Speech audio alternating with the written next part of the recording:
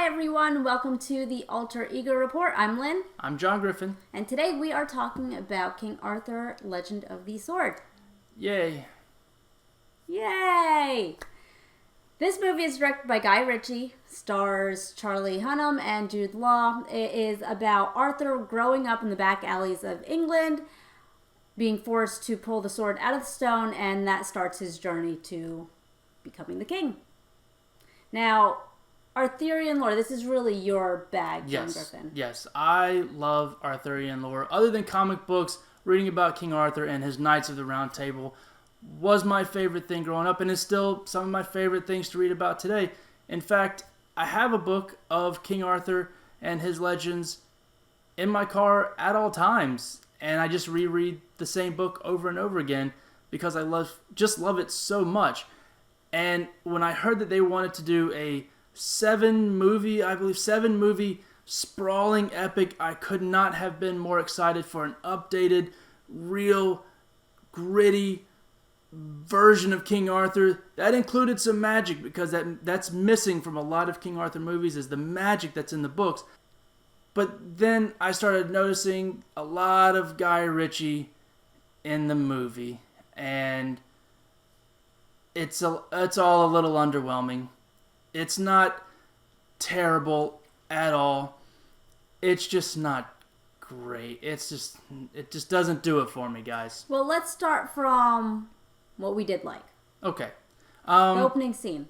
The opening scene with Eric Bana, who plays Uther, Arthur's father, is pretty cool. It's short, but it does...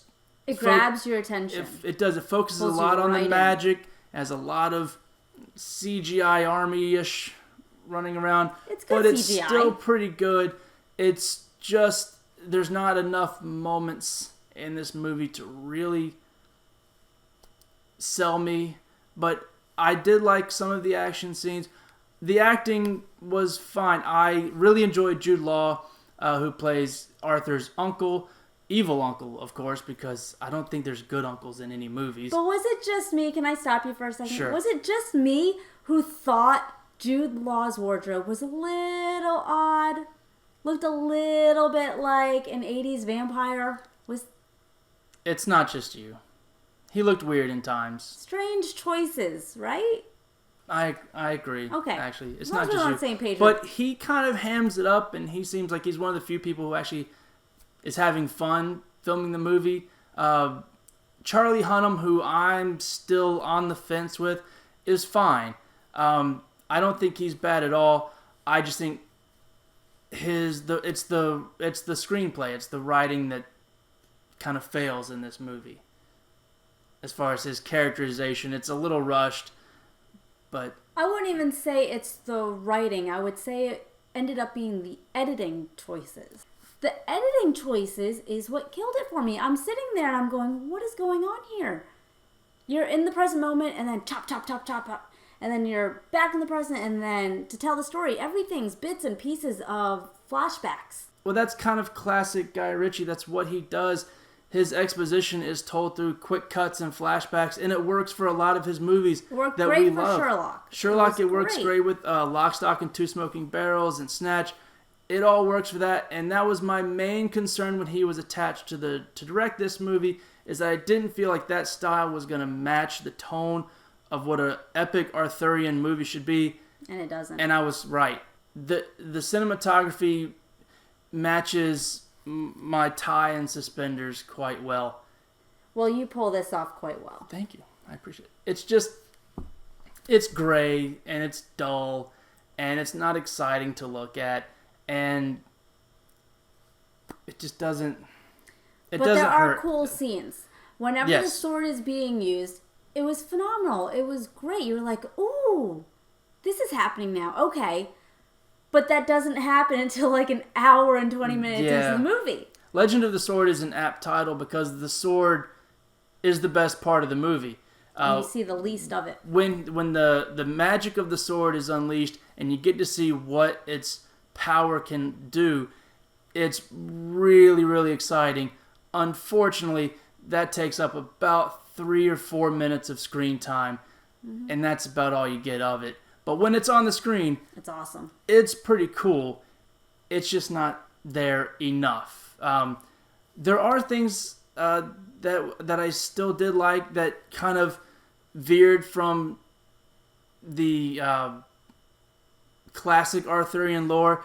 The way the sword got into the stone. I won't spoil anything, but it's a little twist that I actually liked quite a bit.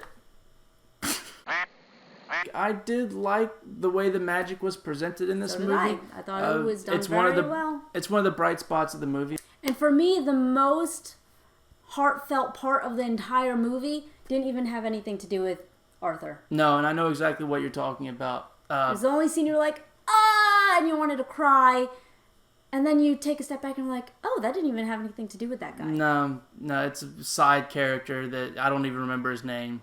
And if your side character, who I have no idea what your name is, if you get the most human moment in the entire movie, it doesn't bode well for your movie. I think this movie would have been a good starter to the 7-movie epic if we were ever going to get the 7-movie epic. But unfortunately, as a standalone movie, since it's not going to get those... It can't. There's no way they're going to be able to justify sequels for this thing. I don't see it making enough money. So with that in mind, this as a standalone origin story, it just doesn't cut it. It doesn't work, which is unfortunate because it's not terrible, but it's not great. So because it's lukewarm and in that kind of middle realm, maybe being forgettable is an even worse fate. I'm going to give King Arthur Legend of the Sword a 4.8. I'm going to give it a better score. I'm going to go with a 5. Whoa, that is generous. It wasn't amazing. It wasn't horrible. I didn't sit there thinking I wanted to walk out, but I wasn't sitting there like really engaged in the movie, enjoying the whole thing. No, you're right. This is not going to get heavy rotation. I probably in won't the watch it on Blu-rays. TV. Probably not. Definitely won't buy it on the Blu-ray. No. Probably won't ever see it again. Well, that is our review for King Arthur Legend of the Sword. Hope you enjoyed it. Don't forget to comment, like, and subscribe. And if you want to see more in-depth movie reviews, comic reviews, and game reviews, check out our website at alteregoreport.com. Thanks, guys.